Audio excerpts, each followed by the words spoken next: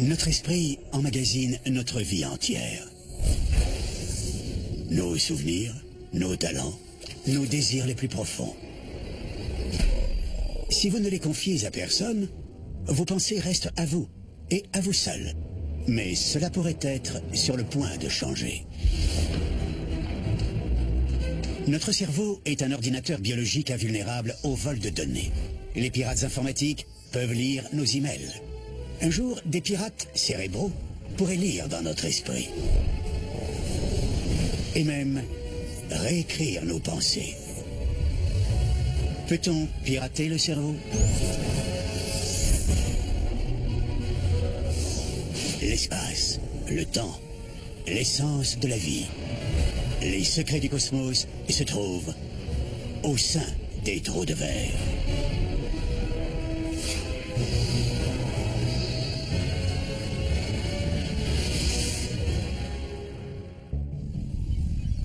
Nous vivons dans un monde de données. Nous savons tous combien il est vital de protéger nos informations personnelles, nos mots de passe et nos codes bancaires. Mais qu'arriverait-il si les pirates apprenaient à lire ou à trafiquer nos supports de stockage de données le plus précieux et le plus intime qui soit, et accédaient à notre esprit? Le cerveau peut-il être piraté à la manière d'un ordinateur? Les informations qu'il contient ne sont pas stockées sous la simple forme de 1 et de 0. Pénétrer nos pensées nécessite de décoder la logique de nos neurones. La science est prête d'atteindre cet objectif. Viendra bientôt le jour où nos pensées les plus intimes ne nous appartiendront peut-être plus.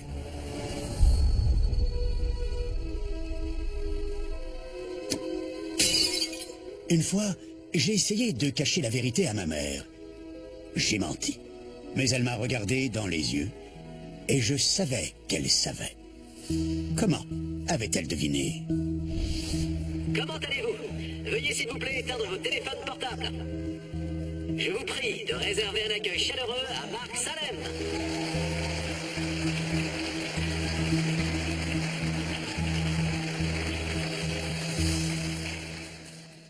Ce n'est que moi. Bonsoir tout le monde. Je suis ravi d'être parmi vous.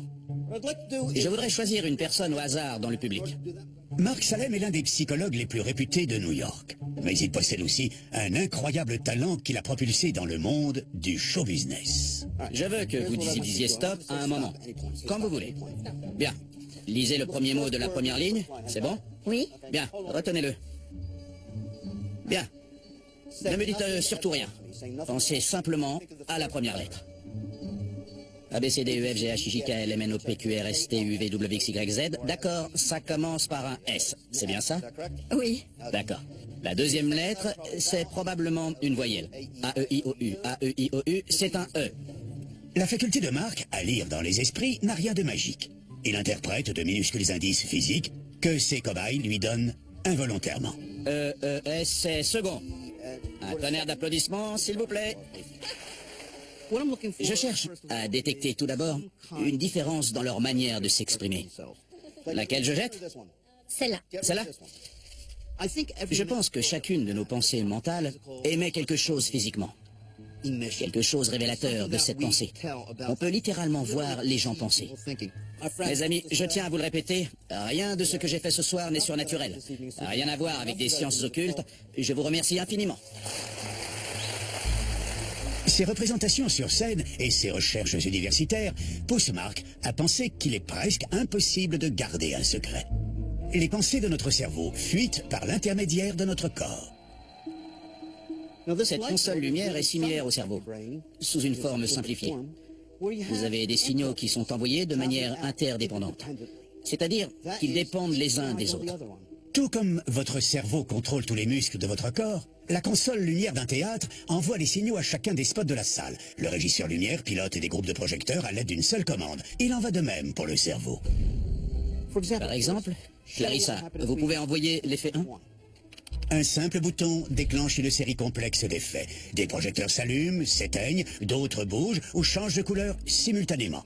De la même manière, quand nous pensons, notre cerveau déclenche un ensemble de mouvements dans notre corps. Disons que tout à coup, une personne prend conscience qu'elle a l'air ridicule.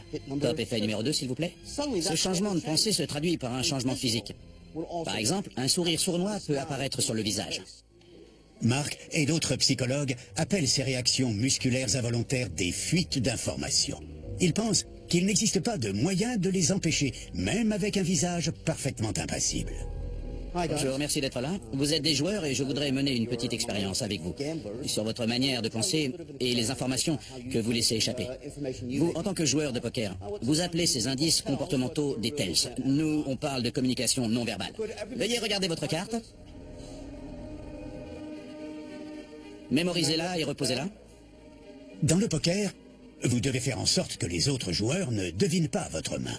Mais Mark pense être capable de lire en chaque joueur, quelle que soit l'inexpressivité de son visage. Disons, vous. Pensez rouge-noir, concentrez-vous sur la couleur de la carte. Noir-rouge, noir-rouge, noir-noir-noir, rouge-rouge. Je pense que c'est noir, c'est correct? Ouais. D'accord. Pique, trèfle. Bien. Je remarque un clignement rapide des yeux.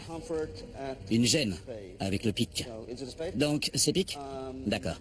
As, 2, 3, 4, 5, 6, 7, 8, 9, 10, valet, reine, roi. Il y a eu un léger clignement sur valet, donc je dirais valet. Il existe des moyens de savoir ce que les gens pensent. Il faut apprendre à faire attention aux changements subtils. C'est ma méthode. J'essaie de voir quand est-ce qu'une personne a un comportement normal et quand elle agit légèrement différemment. C'est un langage universel. Les personnes capables de lire dans les esprits comme Mark peuvent déchiffrer des pensées à partir de mouvements musculaires involontaires. Mais avec une technologie de pointe, les pirates pourraient avoir accès directement à nos pensées, même en l'absence de mouvements musculaires. Ogi Nieto est chef d'entreprise dans l'industrie du fitness. En 2005, on diagnostique chez lui une sclérose latérale amyotrophique. Très vite, la paralysie le gagne presque complètement. Les seules parties de son corps qu'il peut bouger sont ses pieds. Il les utilise pour contrôler un ordinateur vocal. Ses muscles finiront un jour par dégénérer, mais Ogi pourrait ne pas perdre pour autant sa capacité à communiquer. Le docteur Philippe Lowe, un pionnier de neurotechnologie, espère pouvoir accéder au cerveau d'Ogi avant qu'il ne soit trop tard. Avec une équipe d'ingénieurs, il met au point un lecteur de pensée dernier cri. Cet outil s'appelle LiBrain. Je porte là le premier moniteur cérébral portatif jamais fabriqué. Il enregistre les données de mon cerveau, puis il les envoie à nos serveurs pour qu'elles soient traitées par nos algorithmes. Chaque fois que nous décidons de bouger nos muscles, des milliards de neurones envoient de minuscules décharges électriques dans notre cerveau. LiBrain, développé par Philippe Lowe, détecte les impulsions électriques en mesurant les infimes changements de tension produits à la surface du cuir chevelu. En voyant que certaines structures du cerveau sont activées, on peut savoir qu'une personne essaie de bouger ses mains. D'après Philippe, LiBrain pourrait aider des patients comme Ogi qui, malgré leur paralysie, ont un cerveau sain qui est toujours en mesure d'envoyer des signaux aux muscles. Les patients souffrant de sclérose latérale amyotrophique n'ont pas de problème au niveau du cerveau. Les zones du cerveau qui sont normalement activées pour contrôler les membres fonctionnent parfaitement. C'est juste qu'elles ne sont pas utilisées actuellement. Bonjour Ogi, content de vous revoir. Si LiBrain peut détecter chez Ogi son intention de bouger, Philippe pourrait lui créer un nouveau moyen de communication. Vous allez avoir un signal qui vous invitera à imaginer que vous bougez la main droite pendant 4 secondes à chaque fois. Pendant ce temps-là, nous surveillerons de très près vos ondes cérébrales. Et nos algorithmes traiteront toutes ces données. Le test réussit. LiBrain sait à chaque fois quand Ogi pense à bouger sa main droite ou sa main gauche. Le premier test d'Ogi est une réussite. Ces tracés d'ondes cérébrales vont nous servir à mettre au point une main virtuelle sur l'écran, grâce à laquelle il pourra sélectionner des mots et des lettres pour communiquer. C'est très encourageant. On a bon espoir de trouver un système qui fonctionnera sur tout le monde et qui permettra aux patients d'utiliser l'activité électrique de leur cerveau pour communiquer. La plus grande peur pour quelqu'un atteint de SLA est de ne pas pouvoir communiquer. Cela s'appelle l'enfermement. Avec LiBrain, je ne serai jamais enfermé. Bientôt, Ogi n'aura peut-être même pas besoin de penser au mouvement de sa main pour communiquer. En effet, un laboratoire de Californie a déjà commencé à traduire les pensées en images et en mots.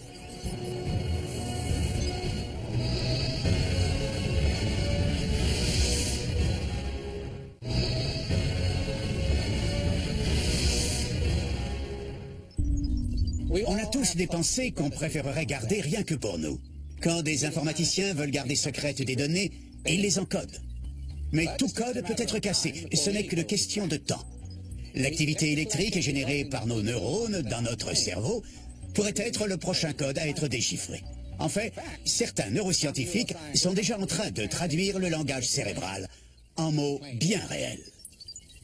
Le neuroscientifique Jack Gallant s'est lancé dans une mission, traduire notre activité cérébrale bouillonnante en mots tout simplement. On peut dire que c'est une sommité dans le domaine. Ce qui se passe dans le monde réel se traduit par une réaction dans le cerveau, une activité cérébrale particulière dans une zone. Donc il y a une sorte de langage qui sert de médiateur entre le monde et le cerveau. Et si on dressait une liste de toutes ces correspondances entre le monde et le cerveau, on aurait un dictionnaire. Ce dictionnaire pourrait marquer la première étape dans le déchiffrage du langage de programmation complexe qui encode nos pensées. Mais quand il s'agit de déchiffrer des codes complexes, Jack n'en est pas à son coup d'essai. À la base, je m'intéressais aux ordinateurs et je m'intéressais à la psychologie aussi.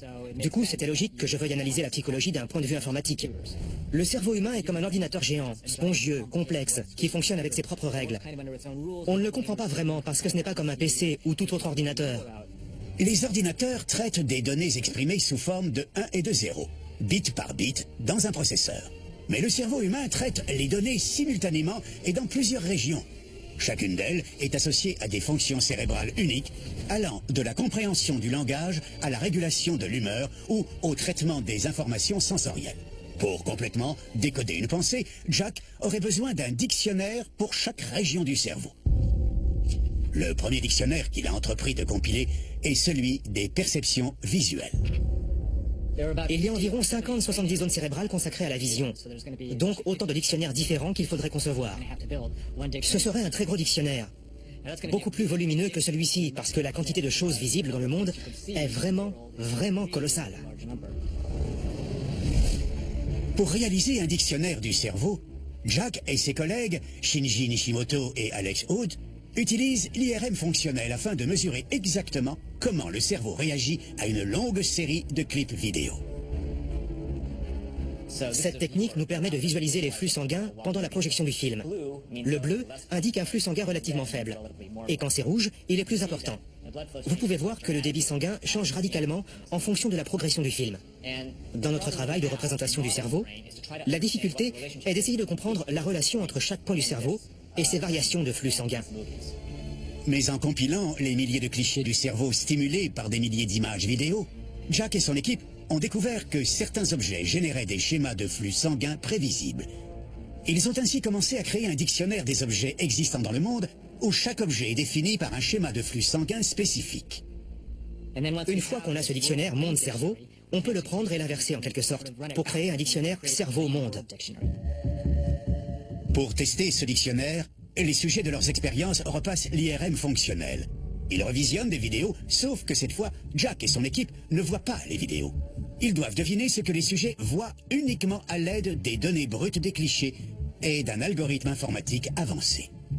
Il y a, disons, probablement 10 000 points dans le cerveau. 5 000 sont utilisés dans ce modèle.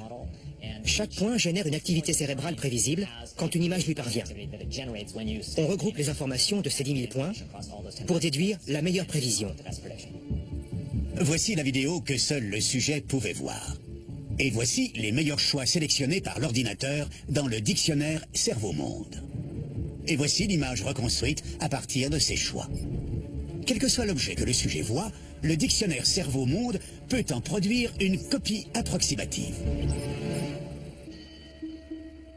Mais cet algorithme ne se contente pas juste de deviner quelles images les gens regardent.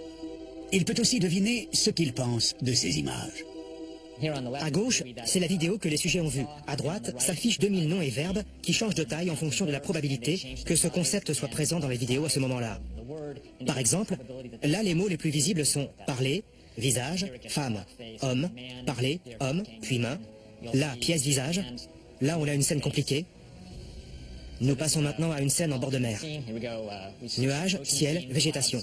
On est à Waikiki. Plan d'eau, immeuble, ciel, gens qui marchent, arbres.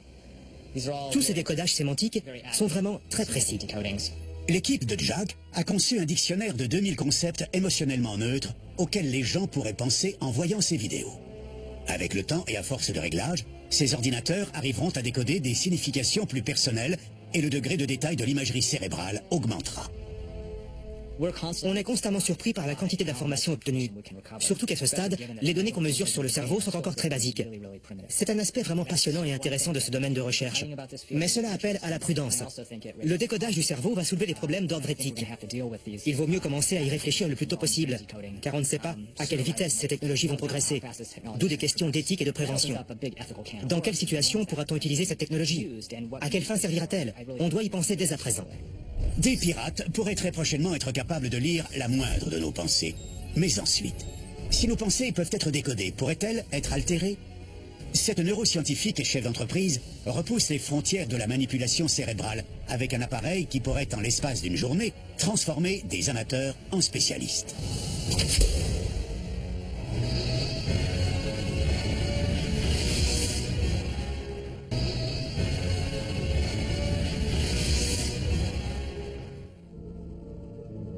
On aimerait tous exceller dans un domaine.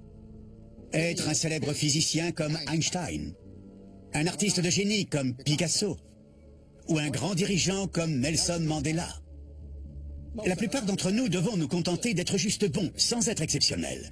Mais si on pouvait changer cela, rien qu'en piratant notre logiciel mental et en nous dotant de facultés avec lesquelles nous ne sommes pas nés. Chris Berka est neuroscientifique, ingénieur, inventrice et PDG d'une start-up spécialisée dans les neurotechnologies.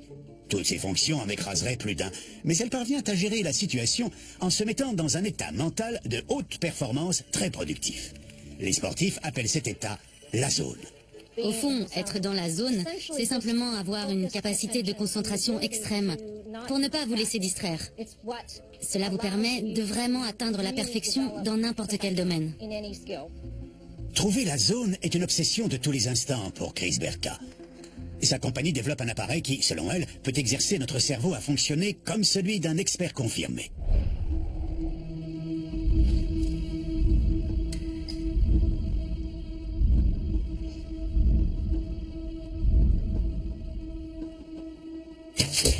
Chris Osterlink est champion de Californie de tir à l'arc. Il porte un bandeau autour de la tête avec 4 électrodes qui détectent l'activité électrique du cerveau. On va rechercher l'état de performance optimale précédant le tir. Chris, allez-y.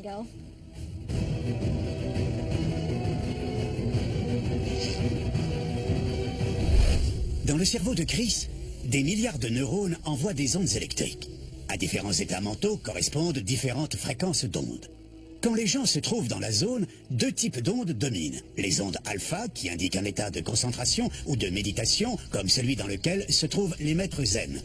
Et les ondes θ, de plus faible fréquence, révélatrices d'un état de relaxation profonde. Sur l'électroencéphalogramme, la ligne rouge indique l'activité θ et la verte l'activité alpha. Les deux augmentent juste avant que le tireur fasse un tir parfait.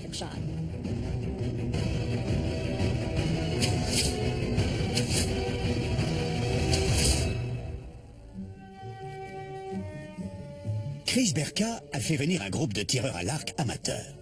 Elle veut voir ce qui se produit si elle les incite à tirer quand ils sont dans le même état cérébral que l'archer professionnel.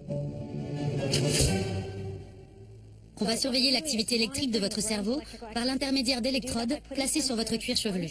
En passant d'un état cognitif ou mental à un autre, les fréquences de vos ondes électriques cérébrales vont changer. Elles sont enregistrées en temps réel et analysées. Chaque tireur amateur se concentre et se détend pour trouver la zone. L'appareil enregistre leurs ondes cérébrales et un petit vibreur placé sur le col de leur t-shirt leur fait savoir quand ils ont atteint le même état cérébral que l'archer professionnel. On voit l'activité alpha et θ augmenter. Le vibreur s'est arrêté. L'archer est maintenant prêt à réaliser le tir parfait. Allez-y, Shane.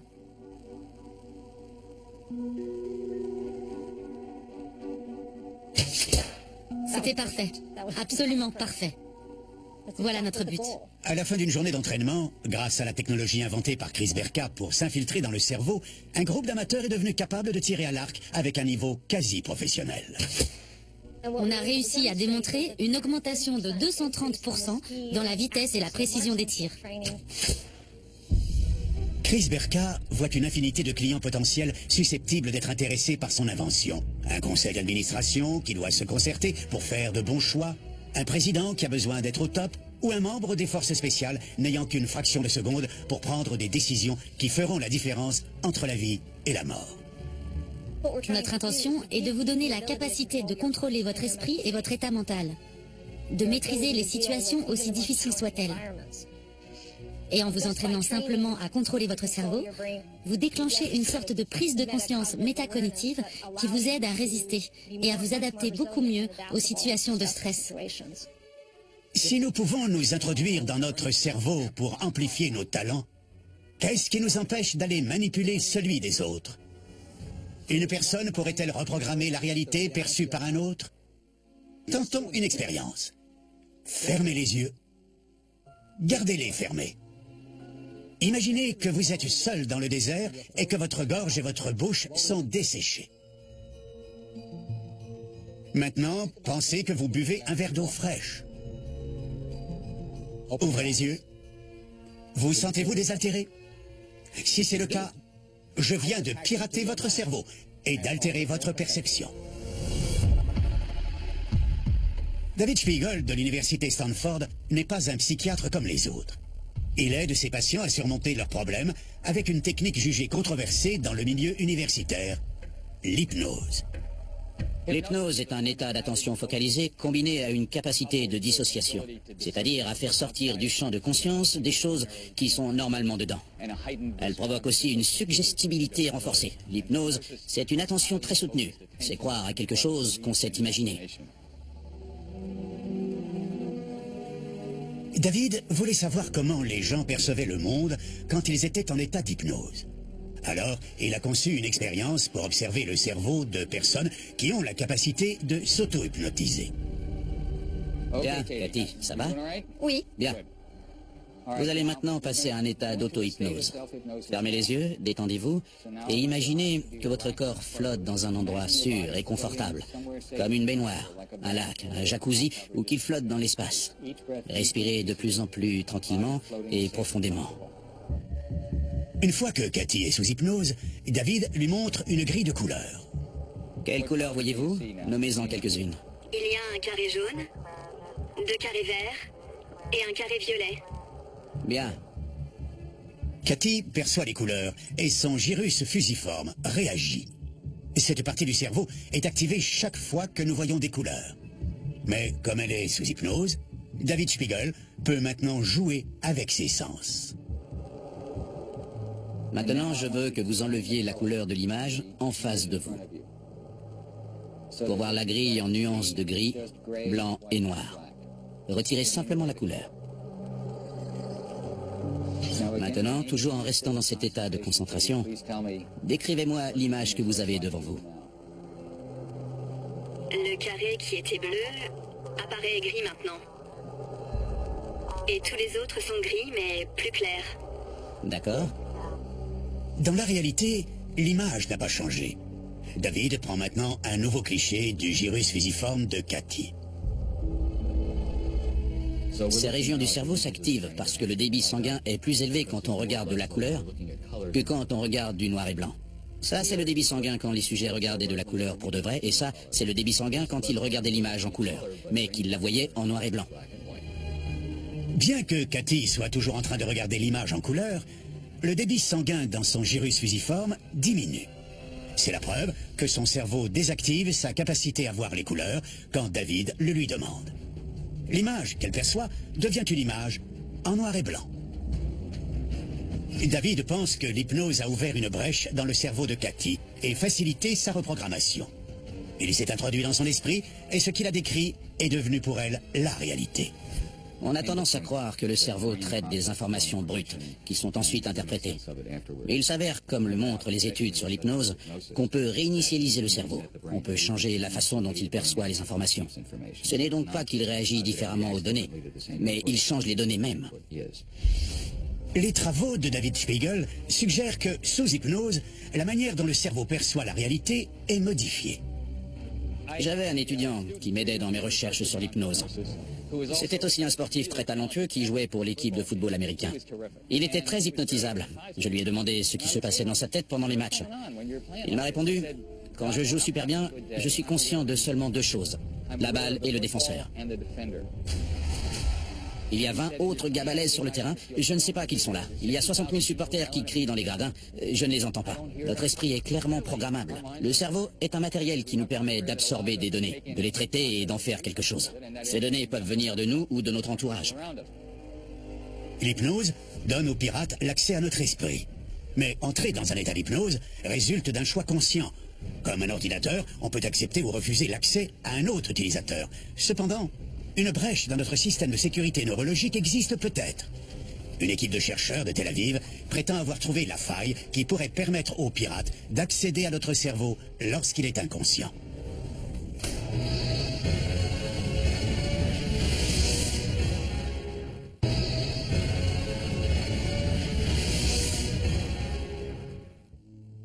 Repensez à votre enfance.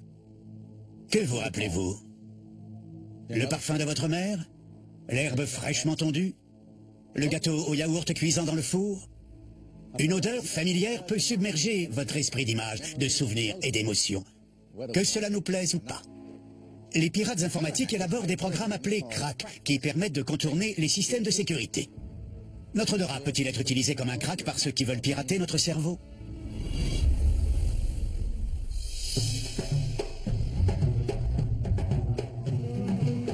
Anna Hairston est chercheuse en psychologie à Tel Aviv, en Israël.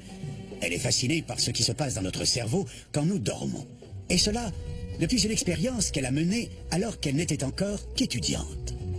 À l'époque, je travaillais avec des animaux de laboratoire. Je les entraînais à s'orienter dans un labyrinthe, sans succès. Je me disais, à l'évidence, ces animaux sont très stupides. Je les remettais dans leur cage et je revenais le lendemain et boum! Là, ils réalisaient l'exercice comme s'ils s'étaient entraînés toute la nuit. J'étais stupéfaite. Je me suis rendu compte qu'on passait un tiers de notre vie à dormir. Et il se passe énormément de choses pendant notre sommeil. Anna pense que notre cerveau doit être capable d'apprendre, même s'il n'est plus conscient. Pour le démontrer, elle va s'introduire dans un esprit plongé dans le sommeil. Cette tâche nécessite en premier lieu de réussir à passer le veilleur de nuit, le thalamus. Le thalamus est une partie du cerveau. Sa fonction est de déconnecter les informations sensorielles pour les empêcher de vous réveiller. Ou alors, si ce sont des informations importantes, là, il va transférer l'information pour que vous vous réveilliez. Mais selon Anna, il existe une porte dérobée donnant accès à notre cerveau pendant notre sommeil. Notre odorat. Les informations olfactives vont directement dans le cortex. Elles contournent en quelque sorte le relais qu'est le thalamus. Donc on peut entrer dans le cerveau pendant le sommeil sans passer par cette station relais. Quand on s'endort, le thalamus agit comme une nourrice vigilante. Nos sens essaient de transmettre des informations à notre cerveau, mais elles sont renvoyées. En revanche, les informations olfactives ont un accès direct au cerveau et une fois à l'intérieur, il est possible d'introduire en dose des signaux sensoriels normalement déconnectés. En collaboration avec des chercheurs de l'Institut Weizmann, Anna va utiliser les odeurs pour pirater le cerveau de sujets pendant leur sommeil. Elle les branche à une machine qui diffuse une grande variété d'odeurs et mesure ensuite l'amplitude respiratoire des sujets. Une fois le cobaye profondément endormi, Anna et sa collègue se mettent au travail. Elle diffuse un parfum plaisant, suivi immédiatement d'un son aigu. Plus tard, elle libère une odeur de poisson pourri, associée à un son grave. Le procédé est répété tout au long de la nuit, jusqu'au matin.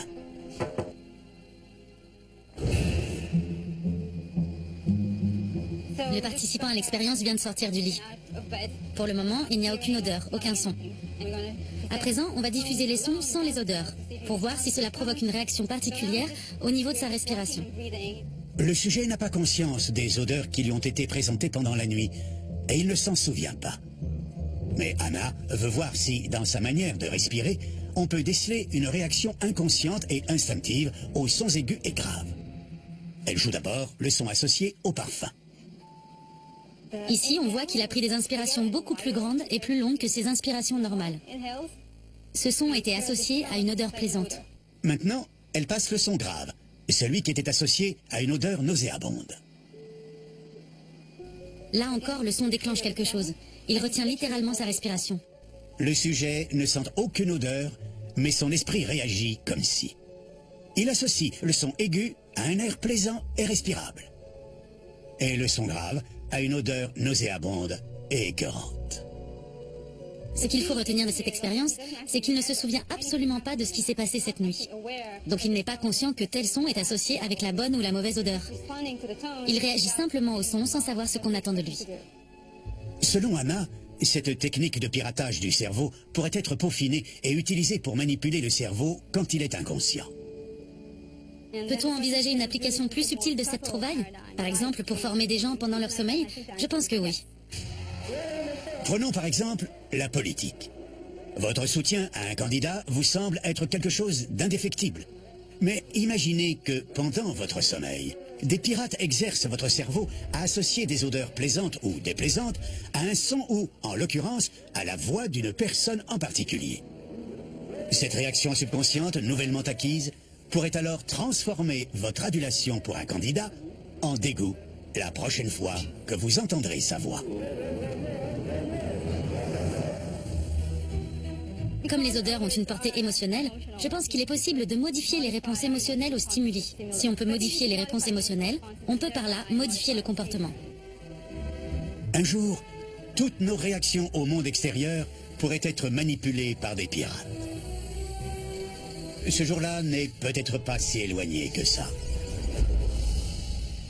Aujourd'hui, nous pouvons manipuler le cerveau humain par l'intermédiaire des sens, de produits chimiques ou de manœuvres psychologiques. Mais toutes ces méthodes influencent notre esprit de l'extérieur.